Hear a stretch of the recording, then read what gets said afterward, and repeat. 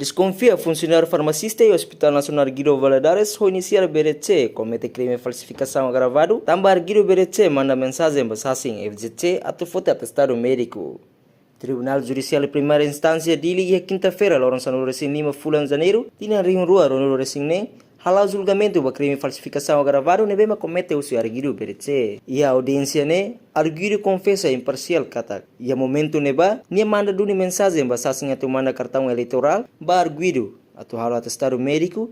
Também arguido no dar funcionário ia Hospital Nacional Guido Valadares. Arguido confessa, objetivo arguido halo idane atau ajuda sira, no laia intenção selo kode buka rico, no laos atau explora cidadão sira. Arguido conta ia momento neba, arguido halo atestado médico, ho condição lano, nune carimbo nebe mak arguido usane, carimbo antigo niang katak falso. Nune ia lorong hanese mais ou menos, ia horas tuku hat ou tuku lima. Sasin FGC HCS, lori serene cartão eleitoral, inclui sasin J nian, tau ia mapa cor azul, inclui $100 sanulo, no Lori Bahenge, campo futebol Taibesi, não entrega diretamente para arguido. Ter procedimento nebe ia bangira emissão atestado médico, tem que ter pedido se paciente sira, nomeadamente para carta condução, certificado bom saúde, para serviço, no estudo documento sira inválido, para deficiente sira, caba funcionário reformados depois halo diagnosa ou de emite para atestado médico, ter necessidade paciente sira nian.